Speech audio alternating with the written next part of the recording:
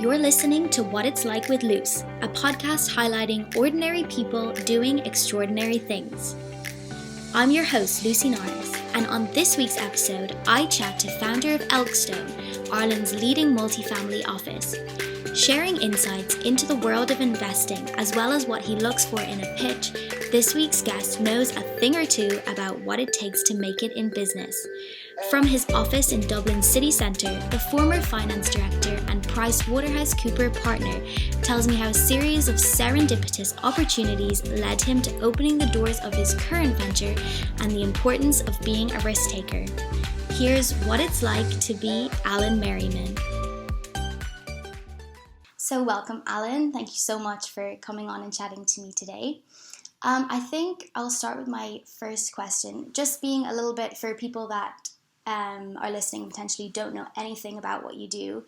Can you explain maybe what a multifamily office is and how they operate? I'll certainly do my best. It's a good question because I think in truth it's something that everybody struggles with. What is a family office, and in particular what's a multifamily office?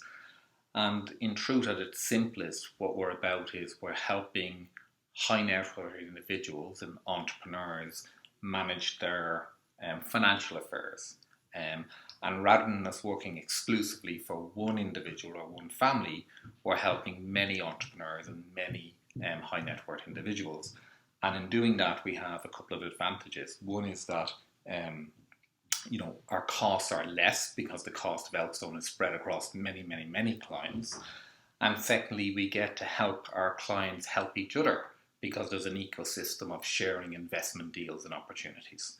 So a multifamily office is a way of high net worth people being able to share deal flow, have proper professional support, and help them, those who are fortunate enough to have money, make more money. Mm-hmm. And then I guess leading on from that, why would people need wealth management? I think, for those who don't have money, this perception and understandable belief that, well, money solves a lot of problems, and clearly it does. But for those who have money, it brings a lot of responsibility. How to properly invest the money, what type of businesses they should support, wider family issues, impact on children, etc., etc. So when you have money, taking care of it is very important. And then I guess just going a bit more into you as an individual, have you always been interested in finance and investing, even from a young age? No, I've had a kind of potted journey. So I was always interested in business. Don't know where it came from, but from a very early age, it was, commerce and business. And I had this early view that I'd like to be a general manager of a Coca-Cola or something like that. And I did a BCom. All I really wanted to do was do a BCom in UCD. So I got to achieve that goal, and I enjoyed commerce in UCD. And as I went through it in my mind, the one thing I was sure of was I didn't want to be an accountant. Okay. Do general business, stay away from accounting. But as I went through commerce and as I got near to the end, I kind of concluded, what the smart thing to do would be to go and become a qualified accountant, because it's a great passage into wider business, great learning opportunity. And it was certainly at that point in time, where the jobs were. So I somewhat reluctantly concluded that I should go off and become an accountant. So I did that, and I joined PW at the time, PwC, and I loved it.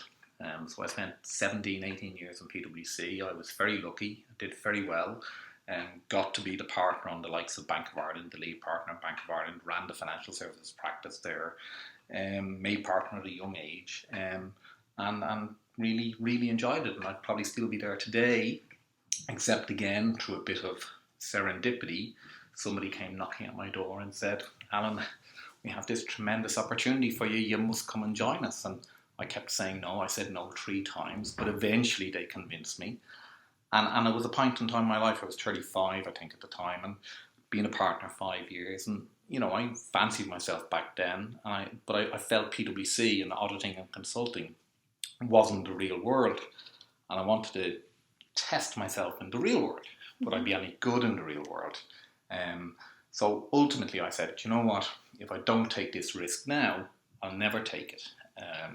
So I took this opportunity. It was to EBS, the Building Society. I went in there as the finance director, and it was an amazing experience. It was terrible timing because it was at the time of just ahead of the financial crisis. So this was July 2005. So I was there from July 05 to March 2009. But it's not the, I don't know what the right phrase is, but my experience in EBS was a great learning experience, and the contrast with PwC was amazing in the sense that in PwC I was one of 80 partners and very frustrated about bringing about change. One of 80 partners, you've only so much influence. In EBS I was one of 3 executive directors, and I had to teach myself to slow down. But in EBS I got exposure to lots of different things in the finance world. And then when I left EBS, wasn't quite sure what I was going to do. It was I left in the context of accountability and helping EBS demonstrate it was very different to the other players in the market, but wasn't quite sure whether my own career was going to be tainted by that experience. And again, I got very lucky. I got quite a number of different offers at that point in time. The economy wasn't in a good place, and I ended up working for a boutique corporate finance business that was connecting sovereign wealth funds and S&P 500 companies. And that was another introduction to the world of finance. So whether it was in PwC running banking and financial services, whether it was in EBS in terms of retail and being a mutual and savings and investments, or whether it was, this boutique corporate finance business, which was dealing with private equity and big sovereign wealth funds, I was immersed in finance. And then that ultimately led me to setting up Elkstone as initially with one single client, to then becoming a multi-family office. I set it up in April 2011, and it's evolved. And we've been very opportunistic about how we've built the business, but it's a space I love. Mm-hmm. And then, so from hearing all of that, it sounds like anytime you went into a company, you kind of did very well there within that kind of an environment. So I'm wondering what it was that made you decide to go out on your own and potentially leave, because I know some people, the thought of leaving the security of that kind of corporate environment would scare people. I think it was, it differed each time. So leaving PwC was a huge decision, and it was huge because I was genuinely very happy in PwC. I was doing very, very well. Obviously, a partner in a big 4 accounting firm is very well remunerated, and people honestly would have been shocked at the time when I left. Rare that it happens that a partner at such a young age leaves. But I knew that if I was going to take the risk, that was the right time to take it. And in an absolute worst case scenario, if things didn't work out, couldn't be confident, but I'd have a hope that they might have, taken the prodigal son back. So, there was always that possibility, or I could have gone elsewhere. So it was definitely a risk, but it wasn't as big a risk as people might think. And I was attracted to, as I said, seeing if I was any good in the real world as distinct to the consulting world. Leaving EBS was very different. I resigned, but it was very much in a context, and therefore it was a decision made that wasn't really of my own choosing. It was the right thing to do given the circumstances, and I really didn't know what I was going to be doing next. And as I said, I was just very fortunate that for whatever reason my reputation was good enough that there were people interested in giving me other opportunities. Leaving the corporate finance business to set up my own again was serendipity. That particular business was being wound down. I'd gone on incredibly well with the owner of the business, who valued what I could bring to the table, and they were very keen that I would run their financial world for them. And he and I agreed that I'd do it for a year. He'd make it worth my while. It would help him in his world, and it just turned out that I loved it. And a year later, he was very keen that I would continue. I was less keen. This was now, as I said, late 2010, early 2011. And I came up with the idea, well, look, okay, I will do it. I'll make this my career, but only if I set up my own business, and only if you'll agree to be one of many clients. And I didn't expect him to agree, but he did. And that was, again, serendipity. And then he helped me in terms of introducing me to the second client, who was a woman. tremendous background in the private equity world and early stage venture. And she took me on for a trial period of 3 months, and that worked out very well. And then she wanted to sign me up forever, and that led to another chapter. So I've just been very fortunate that one thing's led to the next thing, which has led to the next. Mm-hmm. And do you think because I guess whenever you start any new business, the most important thing is your clients, otherwise you wouldn't have a business. Do you think that how you built up your client was kind of through word of mouth from one connection to the other, or was there anything you did in particular to turn Elkstone into what it is today? I think probably a lot of things. I think absolutely. Elkstone early on, so 2011, 2012, 13, 14, was absolutely word of mouth. It was one client led us to the next client, which led us to the next client. They were all international clients, so it was very unusual. We had a Dublin-based business that actually had international clients. And it was word of mouth. It was each of those clients saying, we're looked after by Alan and Elkstone, think they're brilliant, you should, let us introduce you. And we were very lucky because they were clients with lots of interesting worlds, different backgrounds, plenty of advisors, and we benefited from getting access to that world. And then, about 4 years ago, I took a view. Elkstone had done very well. We had a client base of around 10 very, very high net worth individuals.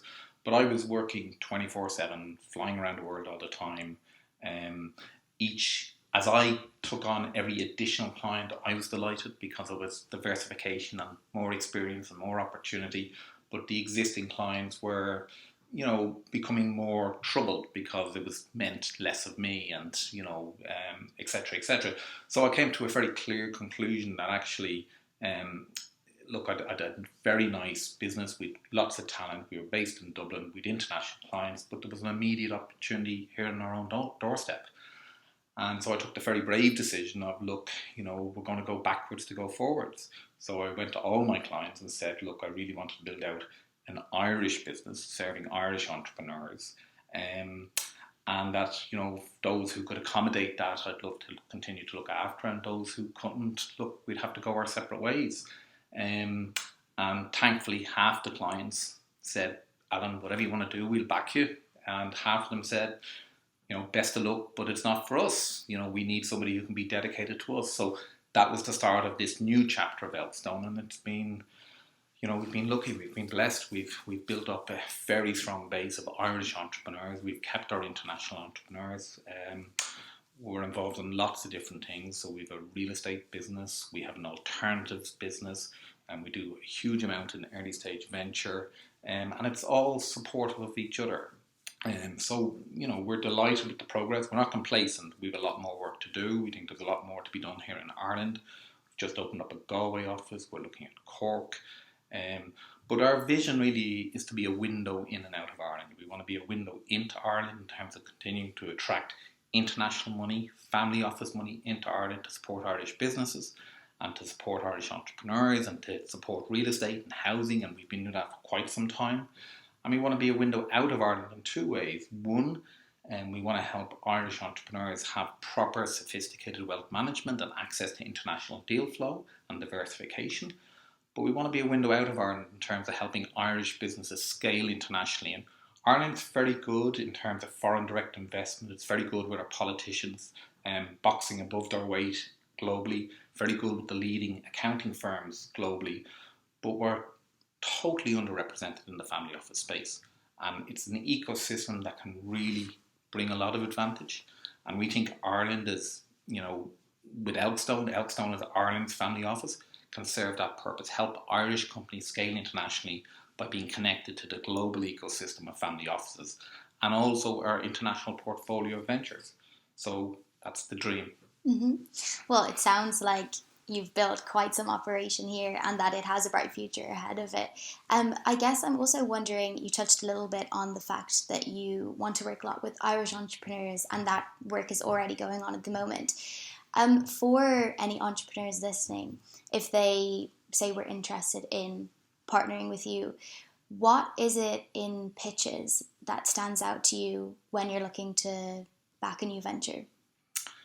We have a number of criteria, and we're very consistent on it. And for those people who are familiar with venture or early stage investing or entrepreneurs, it's kind of well trodden. But for your listeners who may not be, by far, the number one criteria is the quality of the entrepreneur or founders themselves. And that is probably, without any exaggeration, certainly minimum 80, if not 90% of our decision. Okay. I much prefer investing in founders rather than a single individual. It's a tough journey being an entrepreneur. It has its ups and downs. So I like ideally 2 or 3 founders.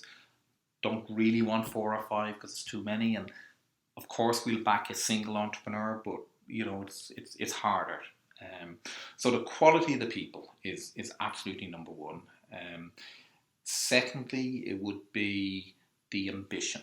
So we're really interested in businesses, Irish businesses that have an international perspective, that are going to grow internationally, want to be global players, and have the vision and the determination to do that. And then look, we've lots of other things that ideally we look for. We ideally look for a capital light type model, and so it's not going to need huge amounts of money.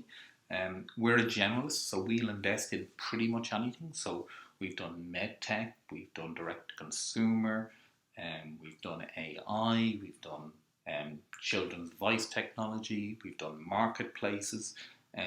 So we're not afraid of backing anybody or anything, but it comes down to, can those founders convince us that we should be backing them? Mm-hmm.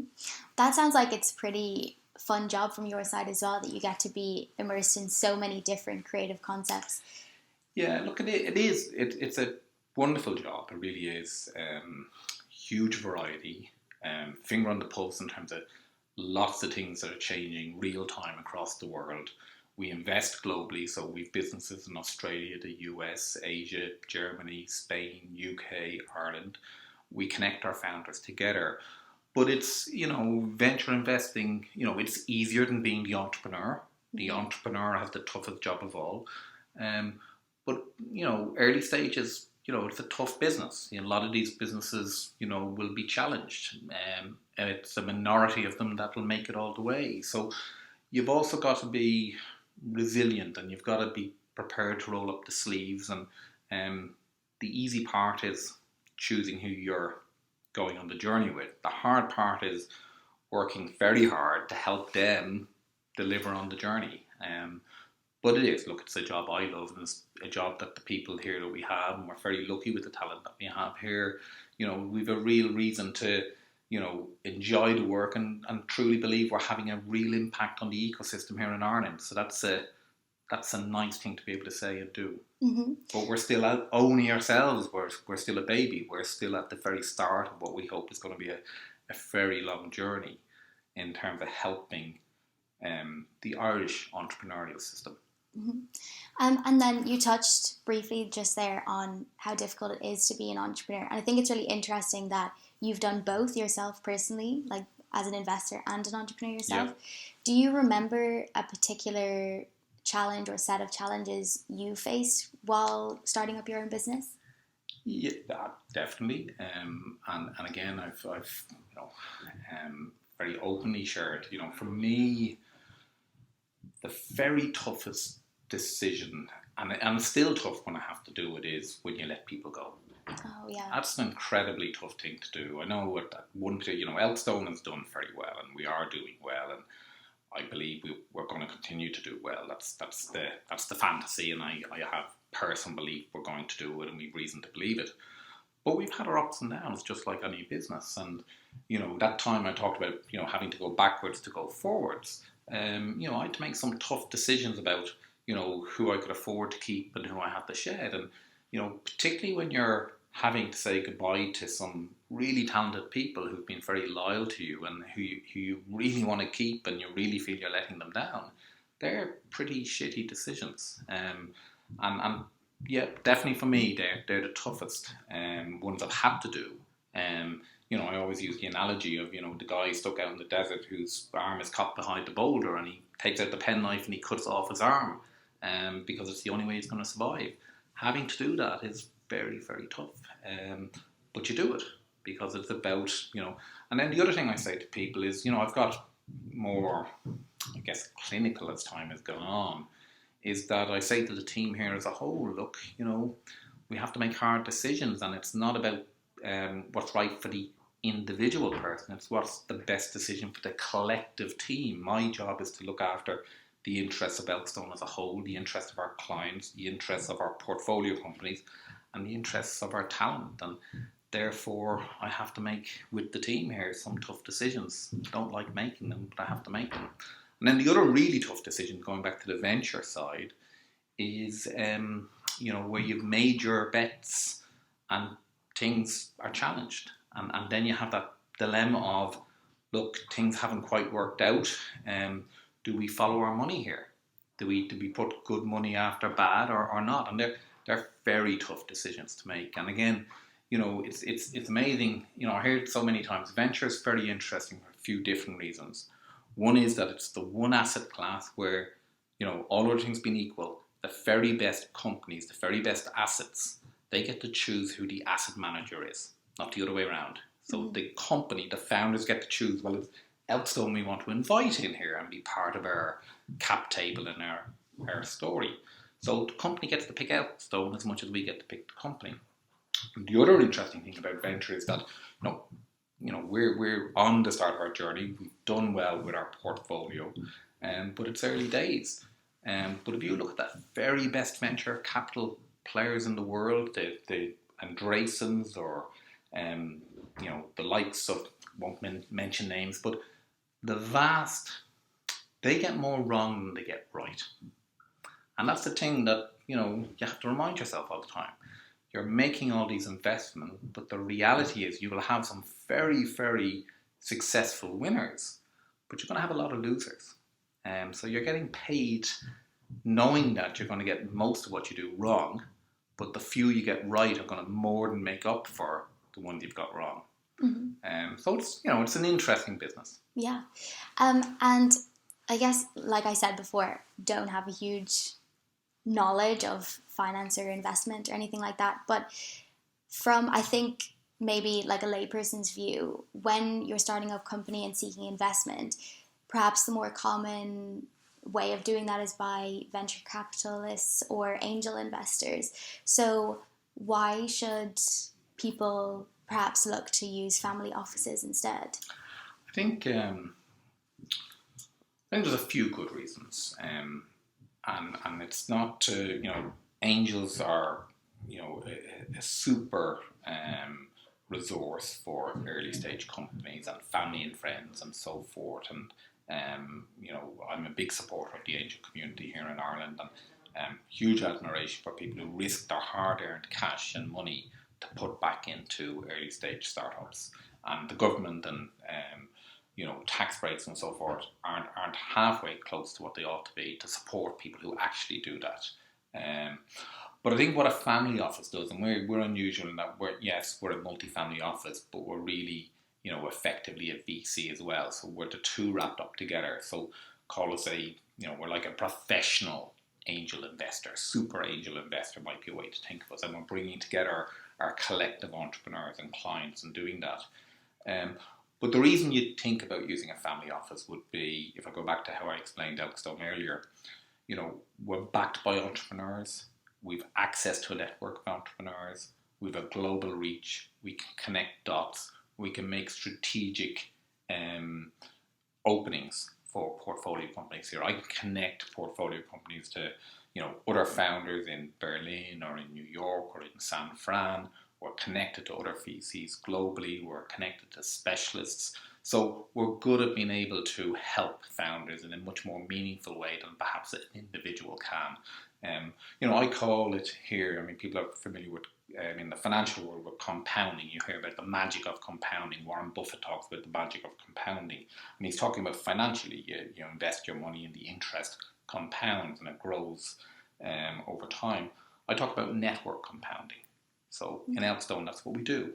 We do network compounding, and we're doing it with our clients, we're doing it with our entrepreneurs, we're doing it with our portfolio companies, and those circles are getting bigger and bigger and stronger all the time, and it's immensely helpful to our new portfolio companies. And I think also, I mean, your career on paper speaks for itself, that you've definitely experienced success in your lifetime. Could you tell me maybe what the definition of success is to you?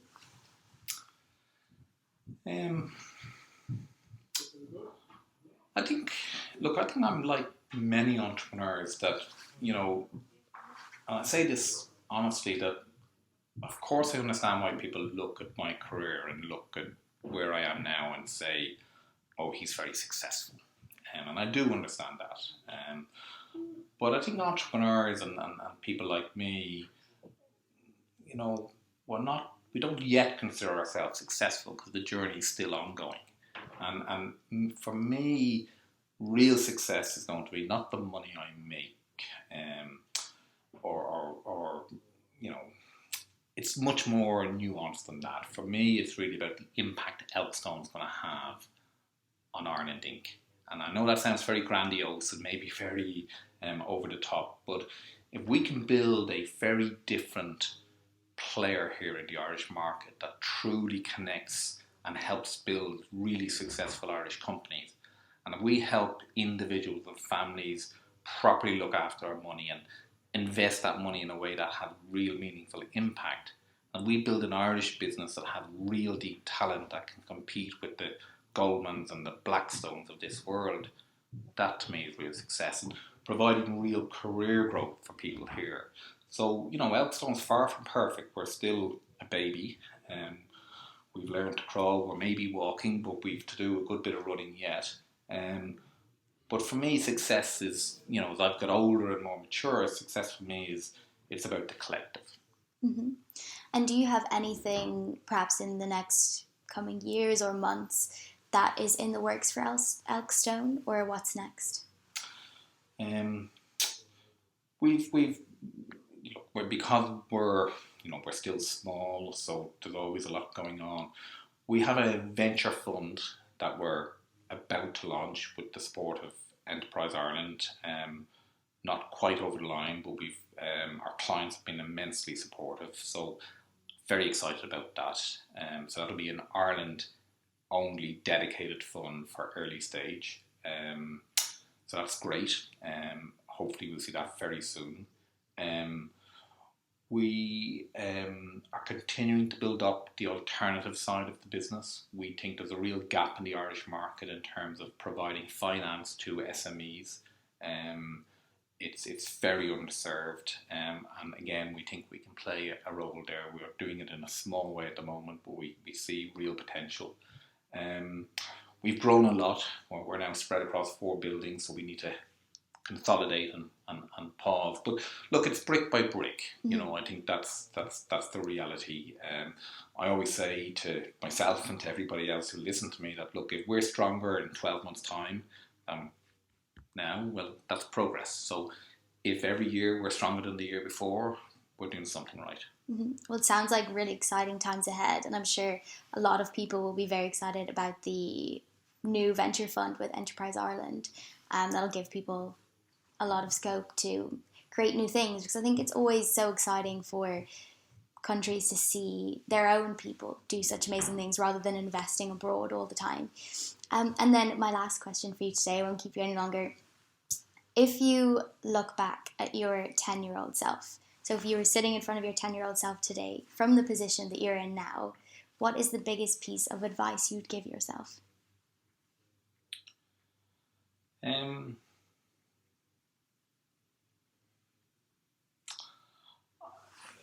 Look, it's a very difficult question to give a clear answer to. The advice I'd give most young people would be to take risks early. Okay. I think being out of your comfort zone, learning to be agile early, taking chances. I think there's learnings and all that. Making mistakes early serves you well. You have to recover from them. Yeah. That's the most important thing. You have to recover. But those who recover from them, I think, are very well served. So taking risk, I'm a risk taker. I've always been a risk taker. And risk takers can get hurt and risk takers can do very well. But I think the economy as a whole and the community as a whole benefits from risk takers. And that's why I'm genuinely, I was very, and I know lots of people in the PwCs and the KPMGs and the Arthur Coxes and so forth, the legal firms and the accounting firms, really, really talented people. And I respect them greatly, but I think it's a great pity that all that talent isn't invested in building businesses, being entrepreneurs.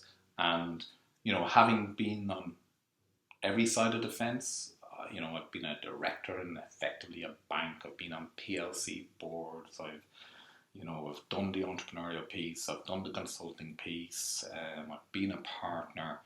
I just have huge admiration for entrepreneurs. Entrepreneurs have to be respected and they have to be encouraged and they have to be embraced. And I think, if I could give anybody advice, it would be go and be an entrepreneur. Okay, well, thank you so much for coming and chatting to me today. It's been a really interesting talk. Thank you. Thank you. Thank you so much for listening, and as always, please don't forget to share, comment and rate this podcast if you like what you hear. I'll be back next week chatting to more inspiring individuals, but for now, this has been What It's Like with Luce.